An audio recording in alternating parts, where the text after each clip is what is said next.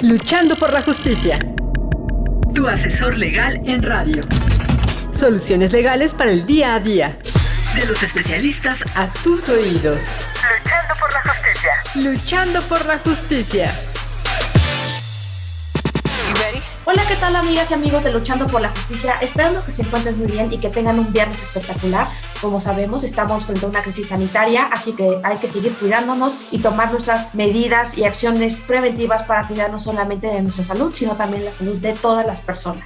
Y pues bueno, este viernes es muy especial porque tenemos a un invitado que nos va a platicar de un tema muy relevante, que ha sido un tema central e importante dentro de la Administración Pública Federal desde hace aproximadamente unos 3 años, que es lo que lleva esta administración presente. Y pues bueno, el día de hoy contamos con un invitado especial, quien es el doctor Luis Miguel Martínez Ansúrez, quien es licenciado en Contaduría y Auditoría Pública por la Universidad Autónoma de Nuevo León.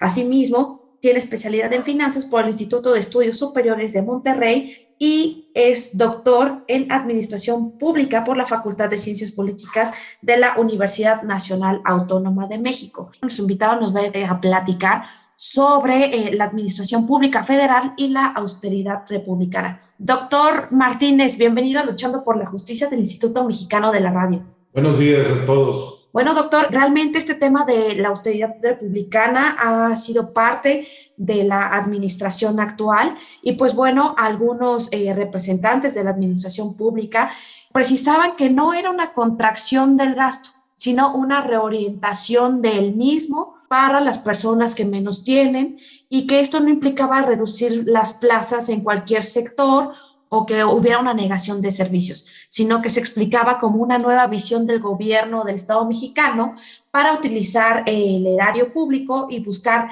erradicar derroches, redirigir los recursos públicos a las personas más necesitadas.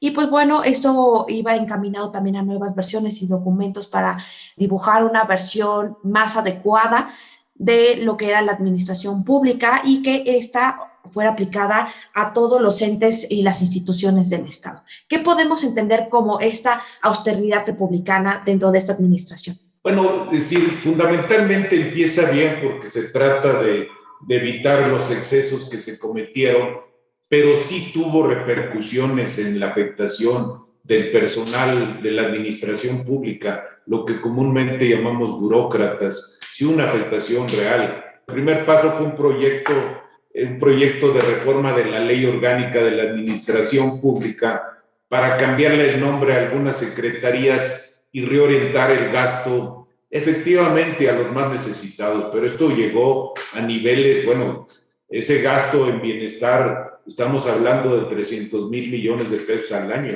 no es poca cosa, y el ahorro y repercusiones que tuvo en el aparato burocrático no pasa de 10,000 millones de pesos, pero tiene afectaciones. Yo creo que en el primer lugar hubo cuando menos 10,000 empleados que salieron afectados en esto, no tan solo en el recorte en gastos que hablaban de asesores, direcciones, celulares, gastos médicos, todo eso. Esto significó, todos esos recortes significaron no arriba de 10,000 millones de pesos. Y el gasto en bienestar se aumentó terriblemente. Es decir, no terriblemente en el sentido de malo, sino estamos hablando de cuando menos 100,000 millones de pesos. Entonces sí hubo sectores muy afectados y esto trajo consigo la aprobación de una ley de austeridad republicana. Y esa ley, bueno, recortaba las plazas, o sea, legalizaba lo que se había hecho a manera de decreto presidencial, o sea, de acciones ejecutivas. Se aumentó a nivel de ley y se hizo obligatorio. Digo, por ejemplo, la concentración de las compras en la Secretaría de Hacienda, que fue la única que se quedó con una oficialía mayor y que supuestamente no se verían afectados la Secretaría de Marina, Defensa, Guardia Nacional y Salud, pero Salud sí se vio afectada. Como todos sabemos, se vieron afectada en la compra de medicamentos, tanto en retrovirus de VIH como en niños enfermos de cáncer. ¿Por qué? Porque originalmente los 3 proveedores a los que el gobierno le adquiría el medicamento dejaron de hacerlo, dejaron de adquirirlo así y trataron de buscar por otro lado cuando las concesiones de medicamentos son legalmente hechas por los laboratorios que los producen. O sea, no están a nivel de mercado de ir a comprarlos a las farmacias y suplirlos. Yo creo que fundamentalmente, aunque después hay otra etapa, ya el 20, esto se hizo en los primeros 15 meses del gobierno, hasta marzo del 2020, que aparece la pandemia, y ahí se le da otro giro a las cosas. Ahí vuelven a apretar a las prestaciones de los servidores de la Administración Pública Federal, y bueno, esto más que reales son repercusiones de tipo mediático, pero sí le afectan, pues, les bajan el sueldo, les dicen que sacrifiquen el aguinaldo, y bueno, esto al electorado y mediáticamente tiene repercusiones y tiene efectos, pero no reales en cuanto al presupuesto. Para aumentar el Producto Interno Bruto tiene 3 vías, o sea, o aumenta los ingresos vía impositiva, y si su promesa de campaña había sido no aumentar impuestos, baja el gasto y no va a sacrificar los programas con los cuales se está trabajando, o aumenta la deuda. Y yo creo que por este lado se fue ya en el presupuesto para el año que entra. Sí ha habido hasta este año un aumento de deuda real medido a través del Producto Interno Bruto. La administración anterior dejó la deuda, digamos que en puntos del PIB, en 46%, ahorita debemos andar como en el 52%. Aunque Rogelio Ramírez, el actual secretario de Hacienda, aún no siendo secretario de Hacienda, sino asesor, le declaró a la BBC que eran más los efectos de restricción de la economía norteamericana y europea los que habían afectado, no tanto la austeridad republicana. Yo creo que sí, porque mira, en el 2020 se recortó el gasto, digamos el gasto corriente del 75%, lo que no se había ejercido. Ayudó que la pandemia, como dijo el presidente, como anillo al dedo, ayudó que los empleados del gobierno no estaban yendo a las oficinas, pero yo creo que sí se cometieron excesos y que la administración pública al final del día es la que lleva a cabo las políticas públicas del gobierno. Sí había éxitos en los altos niveles, pero no llegaron a los niveles bajos, que son los que realmente se han afectado. Y en esta óptica nos está platicando que realmente ha sido afectados diversos sectores, porque bueno, inicialmente se había planteado que esta ley y esta política pública de austeridad republicana no iba a afectar la operación sustantiva de las instituciones del Estado, ni la provisión de servicios públicos, como lo es la educación y salud, ni los programas de bienestar que el programa del gobierno del Estado mexicano habían estado impulsando, y esto incluía no solamente a los anteriores, sino también a los nuevos, pues se encontraban presupuestalmente garantizados y que estos no se iban a ver interrumpidos. ¿Esto le parece que ha sido cumplido o que realmente sí ha existido una interrupción respecto de la provisión de servicios públicos como educación y salud? Indubitablemente que sí. Mire, aunque ya la Secretaría de Educación recomendó y ya regresaron de alguna manera híbrida y presencial a los alumnos, todo el tiempo que no estuvieron, aún ahorita no hay un indicador que nos permita evaluar las repercusiones que tuvieron. Más allá de la salud física hay una salud mental. El ser humano es gregario y es su mayor maduración, sobre todo en educación básica, está en la convivencia. El niño madura y se crea en la convivencia. Usted como adulto puede entender que está encerrado, el que no lo va a entender es el niño. Y hay muchas afectaciones, sobre todo en salud mental, en depresión. ¿Por qué? Porque no estaba preparado nadie para esta pandemia. Y aunque se llama ya a la normalidad, no se ha logrado al 100% estar integrada en ella. Pero, a ver, hay también restricciones del gobierno federal en el gasto de inversión. Usted cuando regala dinero, da dinero directamente, lo da al consumo, y el consumo crea esa inflación porque es gasto directo, lleva al consumo, no lo pone en el desarrollo, en la inversión, que es lo que generaría un crecimiento en la economía. El gobierno, como parte de la inversión, cuando usted uno de los más afectados fue la construcción. La industria de la construcción tiene efectos multiplicadores en 50 ramas, lo mismo que la turística. Y esta estaba detenida. No digo que por cuestiones del gobierno, pero ya la pandemia afectó y yo creo que debió de haberse reorientado el gasto y no importar tanto el endeudamiento si esto genera una productividad económica. No gasto directo en cuanto al consumo, sino gasto en cuanto a la inversión, porque tiene efectos muy acelerados. También se planteaba que estas medidas estaban focalizadas para atacar y promover el ahorro de las oficinas gubernamentales, que se iba a proponer también el fin de estructuras duplicadas, de gastos ineficientes y onerosos, evitar los privilegios y remuneraciones excesivas que hacían muchas instituciones y que eran poco efectivos. ¿Le parece que estas medidas realmente han sido focalizadas, que realmente han tenido un resultado óptimo o lo que se esperaba de ellas? A ver, mire, sí podría haber habido estructuras duplicadas, pero no hubo un estudio que nos demuestre que lo hicieron.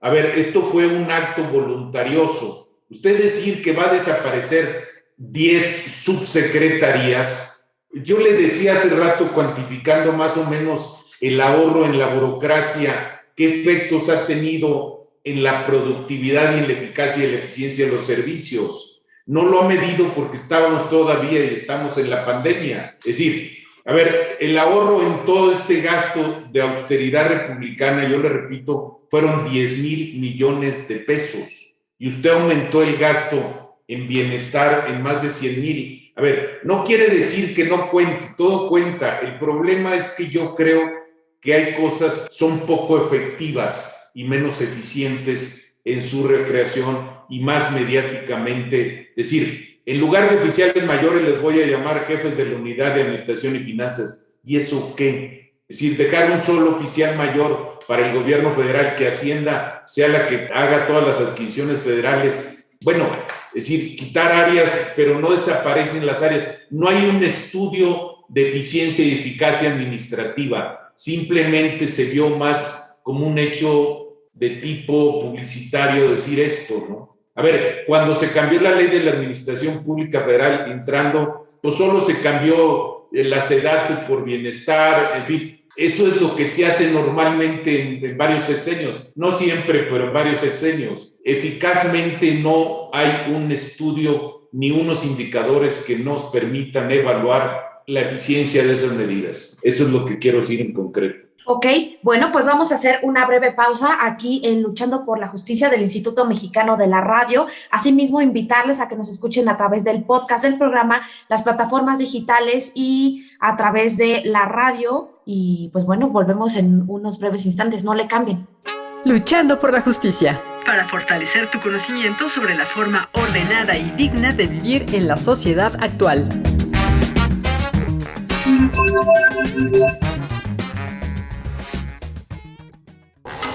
Luchando por la Justicia. Brinda herramientas educativas para promover la cultura de la legalidad, los derechos humanos y la perspectiva de género. Luchando por la Justicia. Hola, ¿qué tal, amigas y amigos de Luchando por la Justicia? Ya regresamos de una breve pausa. El día de hoy nos encontramos con el doctor Luis Miguel Martínez Ansúrez, titular del Instituto Nacional de Administración Pública, INAP, quien nos está platicando sobre la administración pública federal y la austeridad republicana. Asimismo, nos estaba platicando en la primera parte del programa sobre todos estos mecanismos y estas acciones que ha tomado el gobierno federal respecto de programas sociales que se han ido destinando estos recursos para el gasto y realmente no para una inversión propiamente. Doctor, estamos de vuelta aquí en Luchando por la Justicia del Instituto Mexicano y quisiera preguntarle por cuanto al cierre de las instituciones académicas y centros de investigación, que bueno, inicialmente dentro de este programa de austeridad se había planteado que no se iban a eliminar programas integrales de bienestar ni despedir a servidores públicos injustificadamente, que todo atendía a una reorganización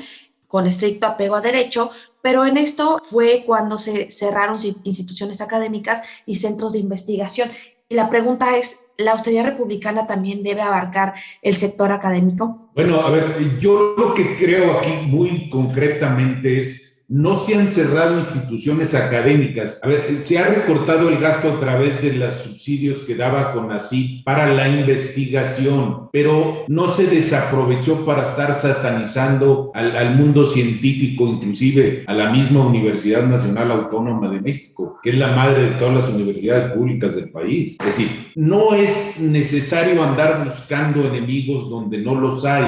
Y yo no creo que ese sentido maniqueo de las cosas sea el lugar correcto al que hay que acudir para lograr ahorro en recursos. Primero, yo creo que se evitó que se pudieran hacer donaciones y estas fueran deducibles de impuestos a muchas instituciones de beneficencia. Eso lo decían para aumentar el nivel de impositivo y no fueran las empresas las que tuvieran que hacer deducible al hacer aportaciones a instituciones de beneficencia pública. A otros lados se les quitó a muchas instituciones y fideicomisos porque decían que ese recurso no llegaba y que se le consumían en el aparato burocrático. Si usted tiene sospechas de que hay malos manejos, lo que debe hacer es evitar la impunidad y consignar los hechos a las autoridades jurisdiccionales, porque hasta ahorita solo ha habido señalamientos y no hay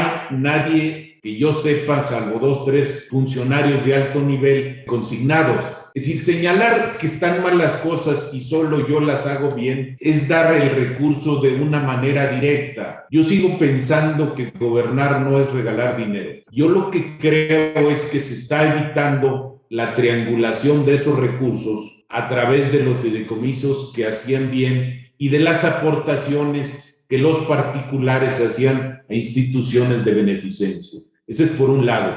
Por el lado de los científicos y académicos, usted no puede pensar que es cara la capacitación o el mundo científico y el mundo de la educación. Esto es muy grave. No sé si realmente lo que quieren es ahorro o lo que quieren es control de esas instituciones. Mucho habría que verlo y analizarlo, pero no es, sigo pensando, el camino por el cual deban hacerse o allegarse de recursos. Al reorientar esos recursos y ponerlos a disposición de programas que no permiten transparentar. Mire, nada más ayer hay un decreto para declarar de seguridad nacional todas las obras prioritarias de infraestructura. ¿Qué le señala esto?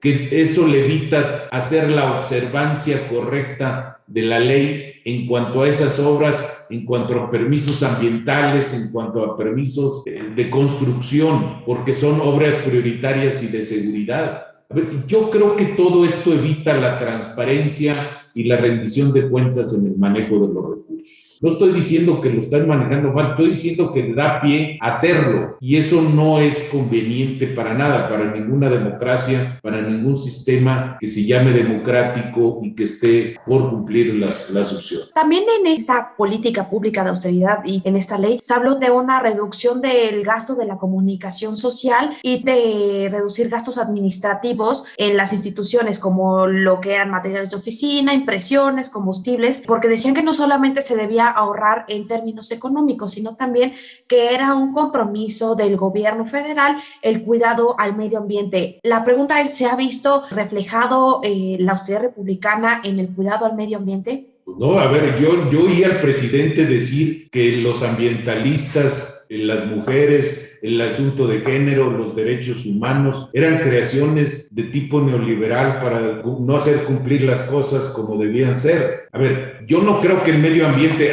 el hacer obligatorio sin permisos previos de impactos ambientales, no le da una repercusión de medio ambiente. La reforma eléctrica misma no le da una repercusión de medio ambiente. El usar combustible en la producción de electricidad tampoco le da a usted una repercusión correcta en el camino del medio ambiente. No quiere decir que la reforma eléctrica esté bien o esté mal de por sí. Quiere decir que el usar combustibles fósiles es lo que hace daño al medio ambiente. Y es que también en algún momento, otro de los puntos importantes que se habló dentro de esta política pública por parte de la Unidad de Política de Recursos Humanos de la Administración Pública Federal es que se iba a advertir una reducción de millones de pesos que no eran sujetos a ninguna medida de austeridad por ser personal de base y operativo. Es decir, lo que trató de formar el titular de la Unidad de Política de Recursos Humanos de la Administración Pública Federal es que más del 90% no eran austeros por ser personal de base y operativo. ¿Esta afirmación es cierta? No, bueno, es decir, lo que dijo el presidente, que eran los honorarios y el personal de confianza, que son los afectados, pero sin duda sí hubo personal de base muy afectado. Sobre todo en esos porcentajes se hablaba del sistema de administración tributaria, que eran los empleados que tienen la estructura para el cobro de los impuestos, derechos, productos y aprovechamientos del gobierno federal, que es el SAT. Pero fuera de eso, a ver, también lo que usted hablaba del gasto corriente, sí hubo una reducción del año pasado en el 75% de ese gasto que no se había ejercido, había dejado de ejercerse. Pero para usted cumplir sus tareas burocráticas o administrativas, ¿con qué lo va a hacer?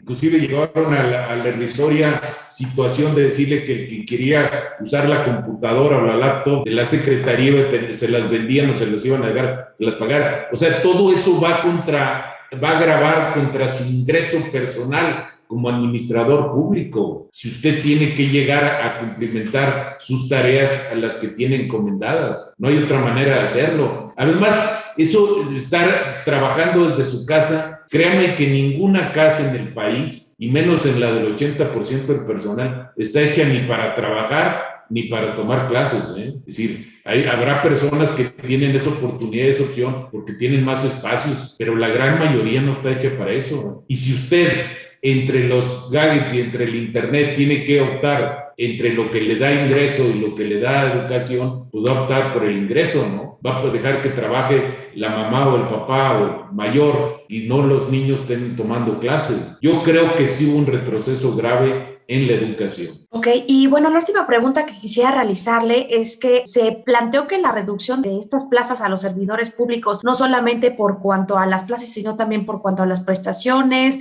servicios, etcétera, se iba a ver reflejado en el presupuesto de egresos de la Federación y que esto iba a reducir el 20% del costo de los servicios personales, que era las remuneraciones a altos mandos, eliminación de seguros, duplicidad de funciones en todo el gobierno, para que hubieran plazas más concretas y enfocadas y no hubieran tanta contratación de plazas eventuales. Bueno, las plazas eventuales, acuérdense que lo que atacaron primero fue el outsourcing, que las que no tenían prestaciones, y un eventual no tiene prestaciones.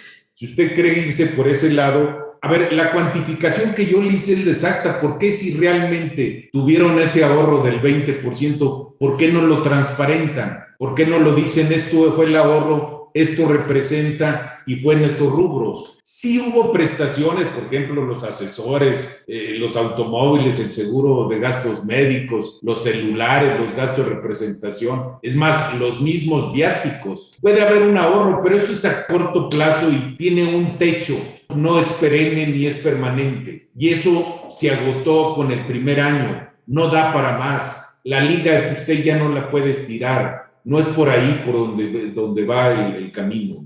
Yo creo que es más, vuelvo a repetir, son efectos mediáticos, pero realmente la afectación sí está en salud. Por eso ahora se reorientó el gasto para el presupuesto del 2022, un 30% aumentó en salud y en turismo aumentó, pero visto como el gasto del Tren Maya, porque está dentro del área de Fonatur, que es la que está haciendo esa obra. Doctor, nos queda un minuto para concluir el programa y quisiera que nos dé un mensaje final, algo que quisiera transmitirle a la audiencia sobre el tema de la austeridad republicana. Bueno, es decir, pensar que la austeridad republicana como una política pública primaria del gobierno actual ya agotó su posibilidad, que no es permanente ni puede seguir, en cuanto a que ya lo que tenía que recortar ya lo hizo. Lo que yo creo es que si usted quiere tener mejores servidores públicos, debe capacitarlos y profesionalizarlos. no es por la vía de disminuir el gasto. Es decir, la ignorancia es terrible y hay dos cosas que el servidor público no se puede permitir. Es la improvisación y la deshonestidad. Y parece que con esas políticas a lo que nos están llevando es a eso. Bueno, pues aquí ya tenemos todas las posiciones que nos ha hecho el doctor Luis Miguel Martínez Ansúrez sobre este tema de austeridad republicana y la administración pública federal, en un tema y en un contexto realmente adverso, porque nos encontramos en una crisis sanitaria que ha permeado no solamente al trabajo, sino también al sector salud, al sector educación, entre otros sectores. Los invitamos a escucharnos todos los viernes a las 12 horas, y mismo de las plataformas digitales y el podcast del programa. Y pues bueno, yo soy Jessica Torres, nos escuchamos a la próxima, que tengan un excelente viernes. Adiós. Hoy, la cápsula de esta semana trata de la política de austeridad republicana, en la voz de nuestra colaboradora Mari José Sosa. Escuchemos. Ley Federal de Austeridad Republicana es de orden público e interés social. Tiene por objeto regular y normar las medidas de austeridad que deberá observar el ejercicio del gasto público federal y coadyuvar a que los recursos económicos de que se dispongan se administren con eficacia, eficiencia, economía, transparencia y honradez. Lo anterior a través de medidas focalizadas para atacar dispendios, promover el ahorro en las oficinas gubernamentales, poner fin a estructuras duplicadas, así como a gastos ineficientes y onerosos, derroches, privilegios, remuneraciones y prestaciones excesivas que hacían de muchas instituciones públicas organismos costosos y poco efectivos. Luchando por la justicia, promueve el pensamiento de respeto a los derechos humanos y que las diferencias individuales no sean argumento para justificar la desigualdad, el maltrato o la discriminación. Luchando por la justicia. Luchando por la justicia.